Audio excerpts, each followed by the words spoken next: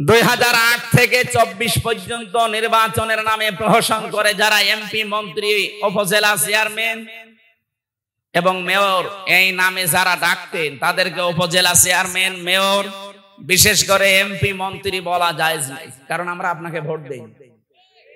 আমি নিজেরটাই তো বলছি, আমার 33 বছর বয়স, 18 বছর থেকে শুরু করলে আমি 3 বার ভোট দিতে পারি, একবারও পারি না।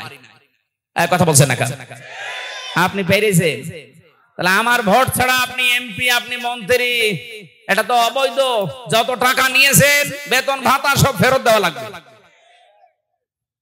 পেপারে, পোস্টারে কোন জায়গায় সাবেক এমপি, সাবেক মন্ত্রী লিখতে পারবেন না। এতটুকু লিখবেন যে সাবেক চোর। কথা বলছেন না? এতটুকু লিখতে পারেন যে সাবেক ডাকাত, কারণ আপনি ডাকাতি করেছেন। চুরি করে একবারে 154 জন ঘোষণা দিয়ে দিয়েছেন। দিনের ভোট রাতে চুরি করে নিয়ে নিয়েছেন, তা আপনি চোর। চোরকে চোর বলা অসুবিধা কি? যারা গণহত্যার সাথে জড়িত তারা নিন্দিত এবং ঘৃণিত, এইটাই ফাইনাল। আপনি চেঙ্গিস খানের দিকে তাকান, হিটলারের দিকে তাকান, তারা আপনার চাইতে কম শক্তিশালী ছিল না। 60 লাখ ইহুদি দুনিয়া থেকে বিদায় করে দিয়েছে এই লোকটা। যদিও কাজ খারাপ করেনি, কিন্তু এই লোকটা আজ ঘৃণিত হয়ে আছে শুধু মানুষ হত্যার সাথে জড়িত থাকার কারণে। 2732 জন তো সরকারি হিসাব, বেসরকারি এই 15.5 বছরে যত মানুষের সাথে আপনার নাম জড়িত, আপনি বলেন আপনার নামটা যুগের আবর্তনে কিছুদিন পরে দেখবেন গালি হিসাবে এই হিটলারের মতো, চেঙ্গিস খানের মতো ব্যবহার হবে। মানুষ শুনলেই শুধু গালি দেবে। এতদিনও মানুষ গালি দিয়েছে, কিন্তু প্রকাশ্যে দিতে পারেনি, গোপনে। কথা বলে না কেন? হাজ্জাজ বিন ইউসুফ নামে একটা লোক ছিল, খুব জালেম বাদশা। মন্ত্রী পরিষদ একদিন এসে বলে, বাদশা আপনার জন্য তো বাইরে যেতে পারি না, শুধু মানুষ গালি গালাজ করে, মানুষ খালি আমাদেরকে জালেম বলে ডাক দেয়। কে ডাক দেয় দেখি আমি বাইরে যাব। ছদ্মবেশ নিয়ে রাস্তায় হাঁটছে, হঠাৎ দেখে এক গ্রাম্য মানুষ, বেটাই এদিকে আয়। বাদশা হাজ্জাজ বিন ইউসুফ লোকটা কেমন? কি বলেন? তো জালেম, জালেমের বাচ্চা জালেম। 2 বার যখন বলিস ওর মেজাজ গেছে খারাপ। বলে বেটা আমারে চেনো? বলে না, আমি সেই লোক। চিন্তা করছে আমার তো মাথা এখন থাকবে না। ডাক দিয়ে বলে, বাদশাহ আপনি আমারে চেনেন? বলে না তো। কে তুই? আমি এই গ্রামের ওই লোক যার মাসে 2 দিন মাথা খারাপ হয়, আজকে তার পয়লা দিন। তুই পাগল? মাসে 2 দিন মাথা খারাপ হয়, আজকে পয়লা দিন, তার মানে আর একদিন হবে। এর মতো পাগলের সাথে কথা বলে লাভ নেই। পাগল বলে ওই দিন বেশি গিয়েছি। এই কথা বলে না কেন? আমরা এই 15.5 বছরে পাগল বলেই বেশি আছি। নাই তো সে স্টিম রোলার গেল, বেঁচে থাকার কথা। আপনি কিছু টের পাচ্ছেন? মানুষ সামনাসামনি হয়তো অনেকেই প্রশংসা করেছে, কিন্তু পেছনে যে খবর নিয়েছিলেন, এই লক্ষ লক্ষ কোটি কোটি টাকা খরচ করে মূর্তি বানালেন, কি হলো? 3 ঘন্টাও টিকতে পারেন। সারা দেশে 3 ঘন্টায় সব উল্টিয়ে পাল্টিয়ে একেবারে মাটির সাথে মিশে দিয়েছে। যেটা মিশতে চায়নি কুষ্টিয়ার ওই 5 রাস্তার মোড়ে, শয়তান এত শক্ত ভাঙা যাচ্ছিল না, বেগুন এসে ভেঙেছে, তাও রাখে না জনগণ। এই জন্য হয় না ভাই, জোর করে কিছু করতে যাবেন না। একটা কাজ করেছিল, এখন মুসলমানদের আবেগের জায়গা, এই কারণে ওটা পাল্টানো যায় না। জিয়া আন্তর্জাতিক বিমানবন্দর, এ জেলার কৃতি সন্তান সাবেক রাষ্ট্রপতি শহীদ প্রেসিডেন্ট জিয়াউর রহমান, তার নামটা পাল্টিয়ে দিয়েছিল শাহজালাল বিমানবন্দর। মানে যাতে মাতাল হলো তাহলে ঠিক আছে, কারণ জানে যে এই নাম পাল্টিয়ে যদি আমার বাবার নাম দেয়, যদি কোনদিন বাংলার জনগণ আবার আসে, আমার বাবাকেও ছাড়বে, আমারও ছাড়বে। এই জন্য নামটা বাবার আর দেয়নি, বাবার বাবার বাবার বাবা দিয়েছে। এমন নাম যে মুসলমানদের আবেগের জায়গা, আমরা কিছু করতেও পারি না। ওটা যদি বাবার নামে থাকতো না, বিমানবন্দরের সামনে এক বাবা ছিল, ও বাবারে একেবারে জায়গা মতো পাঠিয়ে দিয়েছে। কথা বলছে না কেন? এই মূর্তি সংস্কৃতির সাথে আমাদের মুসলমান যারা কোনো সম্পর্ক আছে না, আমরা ওই সম্পর্ক রাখি না। কারণ আমাদের আদি পিতা হযরত আদম থেকে শুরু করে যত নবী আল্লাহ পাঠিয়েছেন সব মূর্তির বিরুদ্ধে। আর এরা পোড়াটা উল্টিয়ে মূর্তির সংস্কৃতি দিয়ে আমাদেরকে শিরিক করাতো। কত ছোট ছোট ছেলে মেয়েরা দেখতাম যে এইভাবে করে, সব এটা টাঙিয়ে রাখে বাবার, এইভাবে করে, প্রকাশ্য শিরিক। এই শিরিকের কারণে আল্লাহ নিরাপত্তা তুলে নেয় এলাকা থেকে। কাবা শরীফে এত নিরাপত্তা কেন? কারণ ওমান দাখালাহু কানা আমিনা, এখানে প্রবেশ করো নিরাপত্তা দিয়ে দেবে আল্লাহ। একটাই কারণ, সেখানে শিরিক নেই। কি নেই বলেন? বাংলাদেশ কি কাবা শরীফ? এটা কত দূর? 6500 কিলোমিটার। তাহলে এইটা যদি এখন আপনি কাবা শরীফের মতো নিরাপত্তা দিতে চান, এই 56,000 বর্গ মাইল, কোনো কাজ করা লাগবে না? কি করা লাগবে? প্রথম নাম্বারে সূরা আনামের 82 নাম্বার আয়াত, আল্লাযীনা আমানু ওয়া লাম ইয়ালবিসু ঈমানাহুম বিজুলমিন উলাইকা লাহুমুল আমনু। আল্লাহ পাক প্রথমেই বলেন, যারা ঈমান আনো এই দেশে, ঈমানের সাথে সাথে যদি জুলুম করতে না চাও, তার মানে এখানে জুলুম মানে শিরিক। আপনি তাফসীর যত দেখবেন এখানে জুলমিন আর শিরকি। যারা শিরিক থেকে পবিত্র থাকতে পারবে, উলাইকা লাহুমুল আমনু, আল্লাহ এইভাবে দেখিয়েছেন যে এই মানুষগুলো বাংলার এই 56,000 বর্গ মাইলের এই 18 কোটি মানুষের জন্য আমি আল্লাহ নিরাপত্তার গ্যারান্টি দিয়ে দিলাম। সুবহানাল্লাহ বলতে পারে? সুতরাং আশপাশের প্রতিবেশীদের দ্বারা যে ষড়যন্ত্র হচ্ছে, নিরাপত্তা বিঘ্নিত হচ্ছে আমাদের, আজ আমরা অনেকে আতঙ্কে আছি ওই শত্রুদের কারণে। এবং এই দেশে অনেকে এখনো লুকিয়ে আছে ঘাপটি মেরে এই শত্রুদের কারণে। এ দেশটা এখন শান্তি, স্বস্তি, নিরাপত্তা দিয়ে কাবার মতো যদি ঢেকে রাখতে হয়, শিরিক বর্জন করা লাগবে। কথা বলে না কেন? বাংলাদেশে বহু শিরিক আছে, প্রকাশ্যে গোপনে। প্রকাশ্যে একটা শিরিকের কথা বলছি, দেখেন তো আপনি ছাড়তে পারেন কিনা। যে মানুষগুলো এই দুনিয়াতে বিশ্বাস করে ক্ষমতার উৎস জনগণ, তারা শিরিক করছেন। শিরিক যারা করে তারা মুশরিক। কথা বলছে না? হয়তো আপনি বুঝে না বুঝে বিশ্বাসে আছেন, এক্ষুনি বিশ্বাস পাল্টাবেন। কারণ কোরআনের 903টা আয়াতের সাথে পুরো সাংঘর্ষিক। আল্লাহ পাক বারবার আমাদেরকে শোনাচ্ছেন, আন্নাল কুওয়াতা লিল্লাহি জামিআ ইন্নাল্লাহা আলা কুল্লি শাইইন কাদির ওয়ালিল্লাহুম্মা মালিকাল মুলকি তুতিল মুলকা মান তাশা। এরকম 903 জায়গায় ডাইরেক্ট ইনডাইরেক্ট মিলে আল্লাহ জানিয়েছেন, আলা লাহুল খালকু ওয়াল আমরু তাবারাকাল্লাহু রাব্বুল আলামিন। বলেন আল্লাহু আকবার। আয়াতগুলোর সামারাইজে ক্ষমতার উৎস জনগণ নয়, ক্ষমতার উৎস কে? কারা কারা মন থেকে প্রাণ দিয়ে বিশ্বাস করেন ক্ষমতার উৎস আল্লাহ? দেখি হাত তোলে। তাই আন্দাজ হাত তুলবেন না, লোক দেখানোর জন্য হাত তুলছেন না, মন থেকে তোলেন। লিল্লাহি তাকবীর। দেখেন তো হাত তোলেনি কে? ওই যে কালো গেঞ্জি, ওই আপনার হাত কই? তোলেন। হ্যাঁ ঠিক আছে। এতগুলো মানুষের ভেতরে যদি শিরিক না থাকে, এই যে একজন এইভাবে দাঁড়িয়ে আছে, তার মানে ও মুশরিক।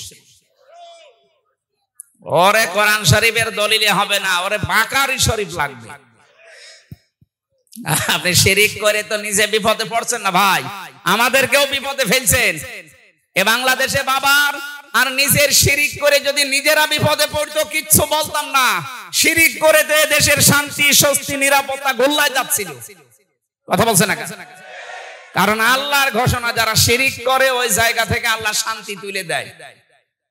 2 তলা নৌকা চলছে, কয় তলা বলেন বলেন? উপর তলায় মনে করেন আমরা এই বুজুর্গ যারা এখানে বসে আছি, এরকম ভালো মানুষ আছে উপরে সব। নিচ তলায় মনে করেন এমন কিছু মানুষ আছে যাদের পানি দরকার, ওরা বারবার উপরে আসে পানি নিয়ে যায়। এখন যদি বলে ডিস্টার্ব করেন কেন, পানি তো নিচে আছে, একটা তক্তা খুলে নিলে তো হয়। ওরা যদি বলে হুজুর ঠিক আছে আর জীবনও আসবো না, নিচে যে একটা তক্তা খোলা আরম্ভ করিস। ওপরে আমরা যদি এই যে বুজুর্গ যারা যদি দেখিছে যে ঠিক আছে খোল, ওরা নিজেরা যারা নিচে আছে ওরা একা মারবে না আমাদেরকেও মারবে? বলেন সুতরাং আমাদেরকে বাঁচতে হলে অন্তত উপরতলায় বসে বসে হাওয়া খেলে এখন আর হবে না। যে কোনো কায়দায় এই তক্তা খোলা থেকে আপনাকে নিষেধ করাই লাগবে। যদি বারণ না শোনেন দরকারে মারধর করব, যদি মেরেও কাজ না দরকার মেরে ফেলবো, তাও আমাকে বাঁচা লাগবে। আপনি যে শিরিক করার মাধ্যমে দেশে আল্লাহর গজব ডাক দিয়ে নিয়ে আসছিলেন, আপনি টের পাচ্ছেন। আপনার কারণে আমরাও শান্তি, শক্তি, নিরাপত্তা হারিয়ে ফেলছিলাম। এই কারণেই তো বাধ্য হয়ে প্রতিবাদ করা লাগে। কথা বলেন ঠিক কিনা? আরে প্রতিবাদ যেই করেছে সেই গেছে লাল দালানে, আর কিছু মানুষ কৌশলে ছিল, ওই মানুষগুলো যাওয়া লাগে না, কিন্তু তারাও বাইরে একটা কারাগারে ছিল, বাড়িতে থাকতে পারে না, ধানের খেতে, বাঁশতলায়, গাছতলায়, গোরস্থানে পর্যন্ত ছিল। এখানে এখানে আমার আল্লাহ কিন্তু আসলে মারামারি, কাটাকাটি, মানুষ হত্যার পক্ষে না, কিন্তু বাস্তবে যদি লেবেল করতে হয়, ওই জায়গাটা যদি শান্তি ফিরিয়ে নিয়ে আসতে হয়, তাহলে এরকম কিছু দরকার। রব্বুল আলামিন নবীজিকে জানিয়েছেন বদরের ময়দানের কাহিনীটা। হে নবী, এই যে 80 জন কাফের সব পড়েছিল, একটাকেও আপনার সাহাবীরা মারে নাই, আপনিও মারেন নাই। 3000, 1000, 5000, প্রথমে 1000, পরে 3000, পরে 5000 ফেরেশতা পাঠিয়ে ওরা যে এসেছিল, ওদেরকে আমি আল্লাহ নিজে ফেরেশতাদেরকে দিয়ে এভাবে হত্যা করেছি। কেটে কেটে ফেলে রেখেছিলাম, আপনার ওই খেজুরের ডালের কাজ না। আপনি যে খেজুরের ডাল নিয়ে এসেছিলেন সাহাবীদেরকে নিয়ে, অথচ যারা পড়ে আছে দেখেন তো খেজুরের ডাল দিয়ে এভাবে নিখুঁত ভাবে জবাই করা যায়। ওদেরকে তো জবাই করেছে আমার ফেরেশতারা। ফালাম তাকতুলুহুম ওয়ালাকিন্নাল্লাহা কাতালাহুম ওমা রমাইতা ইয রমাইতা ওয়ালাকিন্নাল্লাহা রমা। বরং তাদেরকে আপনি হত্যা করেননি, ওদের আমি আল্লাহ নিজে হত্যা করেছিলাম। আমি লেবেল করতে চেয়েছি দুনিয়া যেন শান্ত হয়। এই জন্য এখন যা শুরু করেছে ওরা গুপ্ত হত্যা, এটার জন্য সোনা মধু, এদের জন্য শুধু ঝাড় ফুঁক দিয়ে আর হবে না, ওয়াজে কাজ হবে না, এদের জন্য ঠিক ওই বিধানটা উল্টিয়ে দেওয়া লাগবে। আল্লাহ বলেন এতদিন যারা তোমাদের হত্যা করেছে তারাদেরকে হত্যা করো, কিন্তু সাবধান, ওদের মতো সীমা লঙ্ঘন করবা না। ওরা 4 জন যদি মেরে ফেলে, হত্যা করে, জবাই করে, ওদের 4 জনকে ঠিক এইভাবে করা লাগবে। এটা আমাদের হাতে তোলার বিষয় না, রাষ্ট্রের বিষয়। যারা দায়িত্বে আছেন আহ্বান জানাচ্ছি, দেশকে যদি সত্যি সামনে শান্তি, স্বস্তি, নিরাপত্তা দিতে চান, অন্তত এইটা দিয়ে আরম্ভ করেন। তাবলীগ জামাতের যাদের 4 জনকে জবাই করেছে, খুব তাড়াতাড়ি এদেরকে বের করেন, ওদেরকেও বায়তুল মুকাররমের সামনে নিয়ে জবাই করে দিন। দেখেন এদেশে এমনি ঠান্ডা হয়ে যাবে। যারা উস্কানি দিচ্ছে ওরা বলবে ওরে বাপ, দরকার নেই, কারণ আল্লাহ ভালো করে জানে যে কোন জায়গায় কোন ঔষধ দেওয়া লাগে। আল্লাহ বলেন সাবধান, সীমা লঙ্ঘন করতে যেও না। যে কোনো কাজে সীমা লঙ্ঘন করলে আমি আল্লাহ ঘৃণিত করে দেই। এতদিন যারা সীমা লঙ্ঘন করেছিল তাকান, তাদেরকে আল্লাহ সত্যিই কিন্তু ঘৃণিত করে দিয়েছে। একেবারে শুরু হয়েছে সেই জান্নাত থেকে। এটা আমাদের আদি পিতা হযরত আদম আলাইহিস সালাম, মা হাওয়া আলাইহিস সালাম, দুইজনেই সীমা লঙ্ঘন করে ওই গাছটার কাছে গিয়েছিল। ওটা একটা বর্ডার। আমরা মনে করি ওটা শুধু গন্ধম গাছের জন্যই খাস, না। যারা এখানে তাফসীর বোঝেন তাদেরকে বলছি বাড়ি যে পড়বেন, وَقُلْنَا يَا آدَمُ اسْكُنْ أَنْتَ وَزَوْجُكَ الْجَنَّةَ وَكُلَا مِنْهَا رَغَدًا حَيْثُ شِئْتُمَا। রব্বুল আলামিন বলেন, আদম, যে মেয়েটাকে বিয়ে করলে একে নিয়ে এবার বাবার বাড়ি চলে যাও। আদমের বাড়ি মানে জান্নাত। আদমের বাড়ি কোনটা বলেন বলেন? আর আমাদের বাবার বাড়ি, উনি যেহেতু আমাদের আদি পিতা বাবা, এই জন্য আমাদের বাবার বাড়ি জান্নাত। এখান থেকে মাসলা বের হয়, বিয়ে করে বউ নিয়ে আপনাকে বাবার বাড়ি যাওয়া লাগবে। তো কত মানুষকে আমরা দেখি বিয়ে করে আরো নিজে ঘর জামাই থেকে যায়। একটা ইতো এ বগুড়ায় ঘর জামাই আছেন? একটু হাত তোলেন তো দেখি ঘর জামাই। না নেই, এখানে নেই আলহামদুলিল্লাহ। এ জেলা তো ভদ্র জেলা, এখানে ঘর জামাই থেকে মরবে? বিয়ে করার পরে বিয়ের যে সিস্টেম গুলো শোনেন, এখানে যেহেতু গ্রাম অঞ্চলের জন্য বলছি, এদেশে বহু জায়গায় আমরা দেখি অনেকে বিয়ে করার সময় বরযাত্রী নিয়ে যায় মেয়ের বাড়িতে। এটা কিন্তু হিন্দুদের কালচার। এই যে গায়ে হলুদ দেওয়া, বরযাত্রী যাওয়া কাদের কালচার? আরো জোরে বলেন। মুসলমানদের কালচার হচ্ছে অলিমা করা। কি করা? অলিমার খবর নেই। 200 জন 250 জন নিয়ে উনি যাচ্ছে মেয়ের বাড়িতে বরযাত্রী নিয়ে। বরযাত্রী তো জায়েজ নেই, আপনি কোথায় যাচ্ছেন? আজকে থেকে জীবনে আর কোনদিন বরযাত্রী যাবেন না। কারা হাত তোলেন তো? ও, যারা হাত তুলছেন না ওরা ঝামেলায় আছে। না না ভাই, ওটা যেহেতু জায়েজ নেই, আপনি যাবেন কেন? মেয়ের বাবার বাড়ি থেকে একটা পান খাওয়াও জায়েজ নেই তার নিজের সন্তুষ্টি ছাড়া। আর আপনি 200 জন 500 জন নিয়ে চলে যাচ্ছেন, লজ্জায় কিছু বলতেও পারে না মেয়েটার কারণে। কথা বলেন না কেন? এটা মেয়েদের যে কি অধিকার আল্লাহ দিয়েছে এইটা নেই। অলিমা করে ছেলের বাড়ি না মেয়ের বাড়ি? ছেলের বাড়ি। কার বাড়ি? এই জন্য ছেলের বাবা যারা আছেন আজকে থেকে বরযাত্রীর চিন্তা ভাবনা বাদ দেন। এখন থেকে অলিমা হবে, এটা আপনার বাড়িতে। দরকার হয় মেয়ের বাড়ির আরো 200-300 জন নিয়ে আসেন। আমি বারবার বলছি কেন? কারণ আমার তো ছেলে নেই, আমার মেয়ে, আমার বাসা লাগবে না। না, তারপর ইসলামের নিয়মটা তো বলা দরকার। আমরাও পালন করতে ওই সময় পারি নাই, কারণ আমি ওই সময় জানতাম না। যে সময় বিয়ে হয়েছিল সঠিক কথা কি আমি জানলে ওই সময় মানতে পারতাম না, কারণ আমি তো ছিলামই একেবারে ওই রকম। সুতরাং এখন পরিবেশ যখন আমাদের এসেছে, আপনারা ছেলের বাবা যারা এই নিয়মটা পাল্টিয়ে ফেলবেন। আর কোনোদিন বরযাত্রী যাব না। কেউ দাওয়াত দিলেও বলবো না আমি ওর ভেতরে নেই। আপনি অলিমার দাওয়াত দেন, আমি আসি। কথা বলেন না কেন? হযরত আদম আলাইহিস সালাম স্ত্রীকে নিয়ে গেলেন বাড়িতে, তার মানে জান্নাতে। আল্লাহ বলেন কুলা মিনহা রাগাদান হাইসু শি'তুমা। সাবধান, নিজে যা খাবে স্ত্রীকে কিন্তু ওই মানের খাবার খাওয়াবে। আল্লাহ কিন্তু আংতা ওয়া কুলা দেয়নি। যারা কোরআন পড়তে পারে, তাফসীর বোঝে, মেয়েদের প্রতি আল্লাহ দেখেন কেমন টান দিয়েছেন। আল্লাহ বলেন হে পৃথিবীর মেয়েরা, স্বামীর বাড়িতে গিয়ে স্বামী মরণের খাওয়া খাবে আর তোমাকে হালকা দেবে তা না। আমি এটা জায়েজই করি নাই। সে প্রথম তোমার আদি পিতাকে আদেশ দিয়েছি, বউ বাড়ি নিয়ে যে নিজে যেই মানের খাবার খাবে ওই মানের খাবার বউকে খাওয়ানো লাগবে। এটা কিন্তু আল্লাহর আদেশ।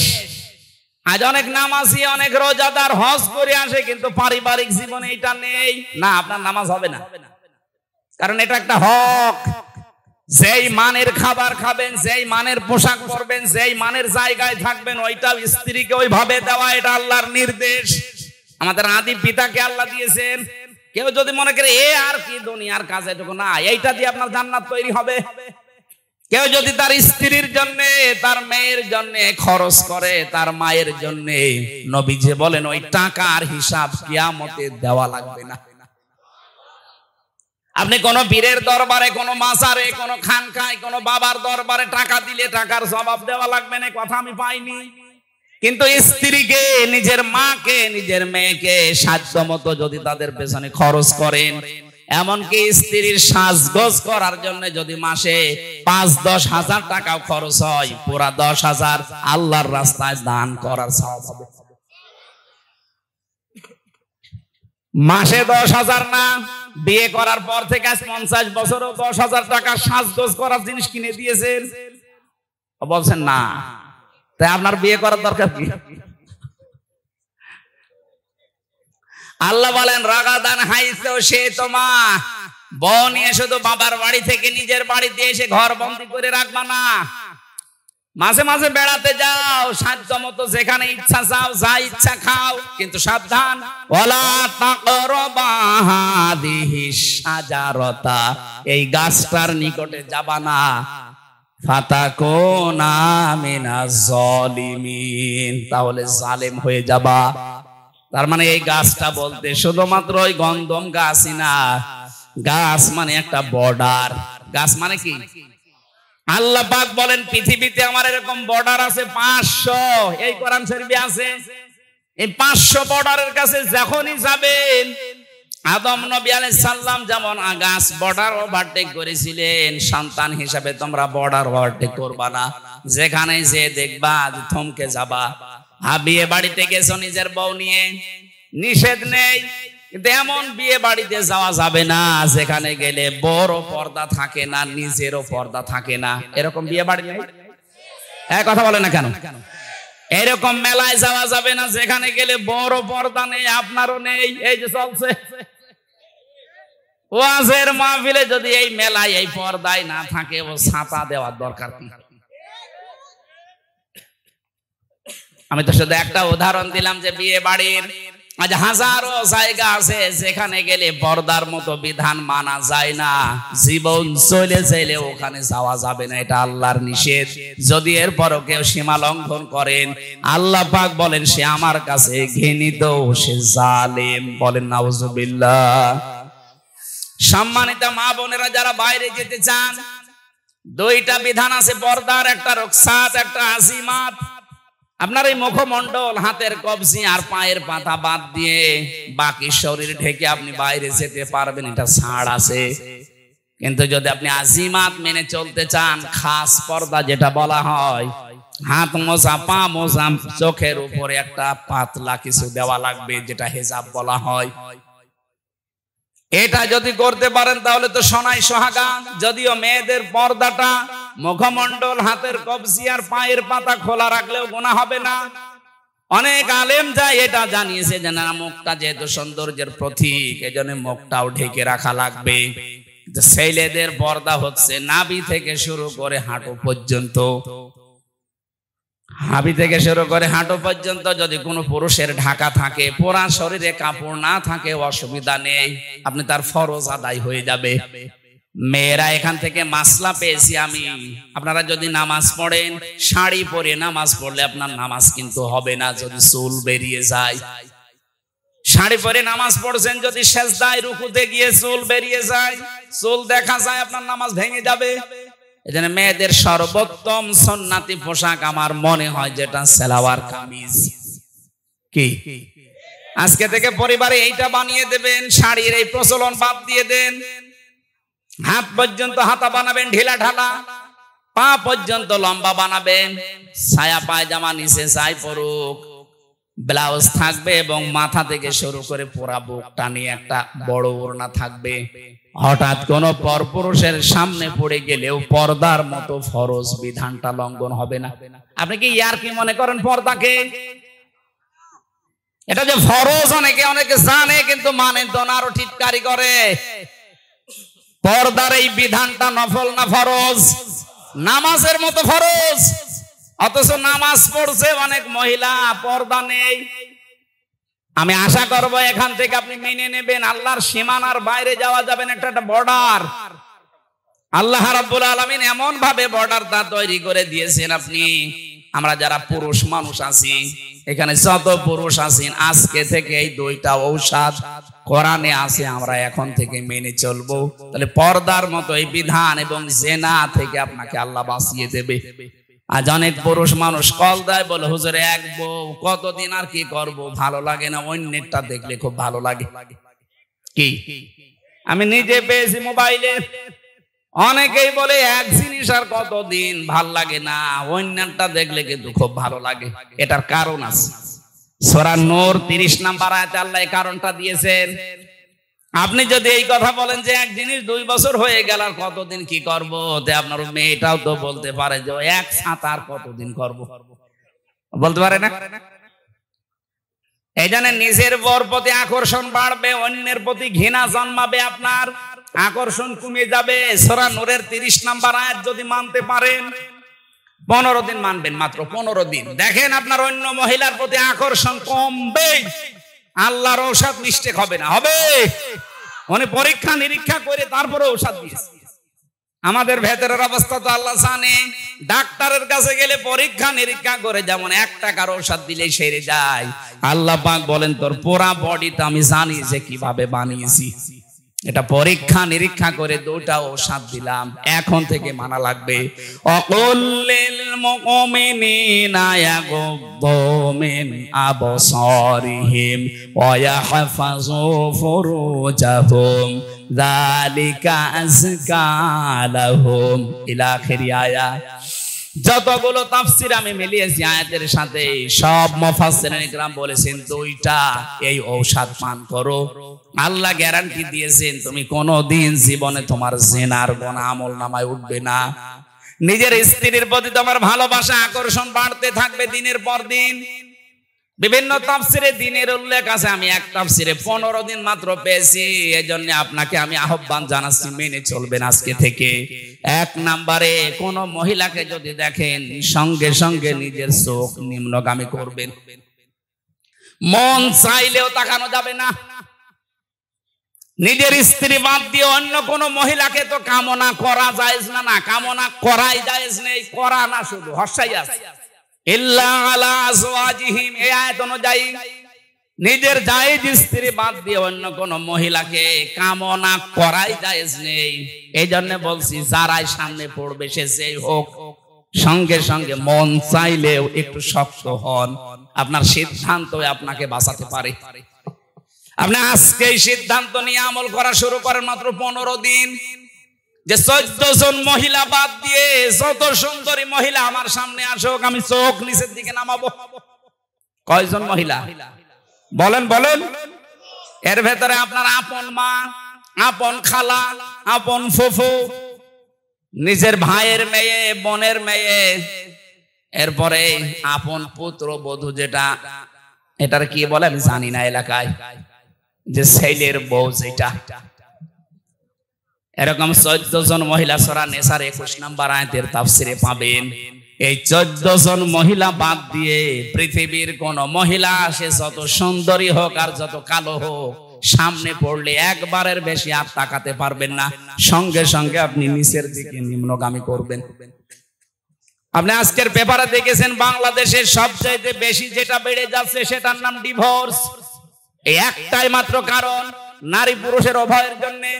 নিজের জায়েজ জিনিসগুলো ভালো লাগে না, অবৈধ জিনিস শয়তান তখন আকর্ষণীয় করিয়ে দেখায়, তখন নিজেরটার প্রতি আকর্ষণ কমতে থাকে, ওইটার প্রতি বাড়তে থাকে। আপনি যার দিকে তাকিয়ে শান্তি পান, ওই মহিলার ভেতরে যা আছে আপনার বর ভেতরে কম আছে। এই যে 4-5 বছর বসে বসে বসে না, ওর কি বয়স হয়েছে? ও বললে মানায়, ওর বাবা বললে মানায় তো। এই যে থানা থেকে বাবু এসেছে, বড় বাবু, যত রকমের মামলা থানায় যাচ্ছে হয় মেয়েলি, বেশিরভাগ মেয়েলি। কারো মেয়ে হয়তো বেরিয়ে গেছে, আমাদের যেমন চলে গেছে, এরকম করে আমাদের তো বিদেশে পালিয়েছে, আর এটা হয়তো দেশের ভেতরে পালায়। সেই মামলা বিচার করা লাগে ওসি সাহেবদের, আর খুব বেশি হলো জমি জায়গার। এই দুইটা বিষয় যদি বাংলাদেশে শান্ত হয়ে যেত তো ওনারা আমার মনে হয় আরামে বেতন নিতে পারত। যন্ত্রণা আছে, রাত 2টা নেই 3টা নেই, আমার মেয়ে চলে গেছে কোথায়, আল্লাহ রাস্তায় নিয়ে আসে, ওই খুঁজে নিয়ে আসতে যাই 2-3 রাত ঘুম নেই। এই জন্যই বলছে নিজের চোখকে নিম্নগামী করা লাগবে। ওই 14 জন মহিলা বাদ দিয়ে যত মহিলা দুনিয়ায় সামনে পড়ুক, আল্লাহর জন্য একটু চিন্তা করেন, অনির্বচন একটা সুখ আপনাকে আল্লাহ দান করবে। এটা বোঝেন কি বললাম? অনির্বচন সুখ বাংলা এটা। এর বাস্তব হচ্ছে যে বাচ্চারা যখন মায়ের পাখি আছে না, মুরগি পাখি যাই বলেন, এর বাচ্চারা যখন নিচে এই পাখা পর পালকের নিচে যখন আশ্রয় নেয়, এই চিল কাক এদের আক্রমণ থেকে বাঁচার জন্য এই মোলায়েম এত সফট, এত কোমল এই পাখাগুলো, একটার সাথে আরেকটা যখন এই পালক লেগে যায়, এর নিচে পাখিগুলো আশ্রয় নেওয়ার সঙ্গে সঙ্গে বাচ্চাগুলো পাখিটা এভাবে দিয়ে ফল করে দেয়।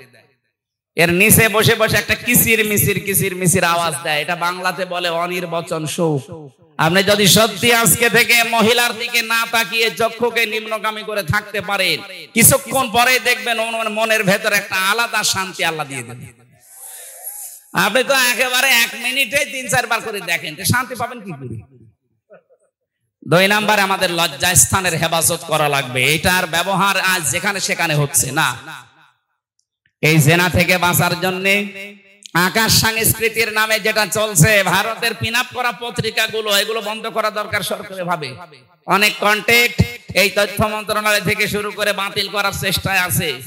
ভারতের যখন সবকিছুই বয়কট হচ্ছে, আমার মনে হয় ওদের আকাশ সংস্কৃতিতে যা দেয় ওইগুলো বন্ধ করা দরকার। এদেশে আমরা আমাদের চরিত্রকে আবার আগের যুগের মতো ফিরিয়ে নিয়ে যেতে পারবো ইনশাআল্লাহ। আমি আজকে মনে হয় আর কথা না বলা ভালো, কারণ আমার এশার পরে আলোচনা আছে সিরাজগঞ্জ শহরে, ওখানে যেতেও আরো 1-1.5 ঘন্টা লাগবে। আজকের মতো শেষ করে, আমার জেলখানায় লিখিত নারী এবং পুরুষের দাম্পত্য জীবন নিয়ে বই লেখা আছে এই আয়াতের উপরে।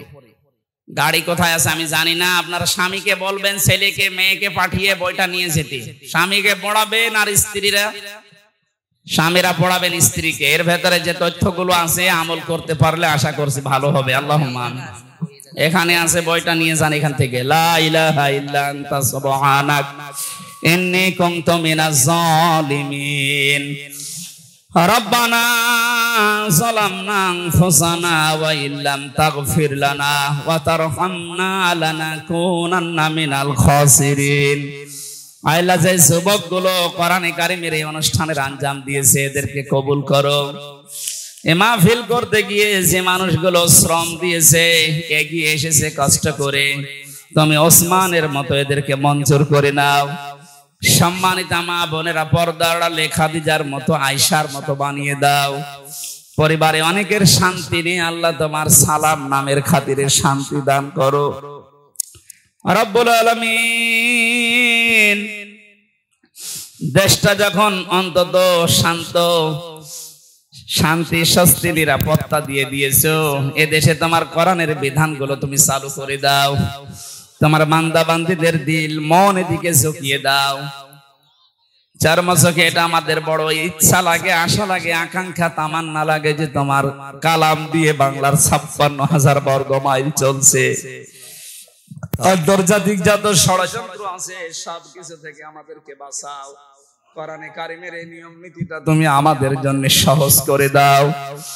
আল্লাহ তাআলা, সারা জীবন অপরাধ করে তো জীবনটা নষ্ট করে ফেলেছি। এখন আমরা সত্যি অনুতপ্ত, অনুশোচনা করছি, ফিরে এসেছি। আল্লাহ, আমাদের জীবনের অপরাধ এগুলো সব মাফ করে দিয়ে নেকি দিয়ে পাল্টিয়ে দাও। প্রশাসনের যে ভাইগুলো আজকে এসেছে, নিজেদের বাবা মা স্ত্রী পুত্র ছেড়ে দিয়ে যারা বাংলার বিভিন্ন প্রান্তে দায়িত্ব পালন করে, আল্লাহ এদের ইবাদত হিসাবে কবুল করে নাও। এদের শরীরটাকে সুস্থ রাখো। আদমদীঘি থানার দায়িত্বে যারা আছে তাদেরকে সহি সালামতে রাখো। এলাকায় তুমি শান্তি স্বস্তি নিরাপত্তা আবার ফিরিয়ে দাও। বাংলার প্রশাসনের উপরে জনগণের যে ভ্রান্ত ধারণাটা আছে, আল্লাহ তুমি এই ধারণা থেকে মুক্তি দাও। জালেমদের কারণে প্রশাসনটা পর্যন্ত কালার হয়ে গেছে। আল্লাহ, তুমি আগের অবস্থায় সেই সুনাম নিয়ে আবার কাজ করার সুযোগ করে দাও। আমি 3টা বছর জালেমের এই জেলখানায় অসুস্থ হয়ে পড়ি।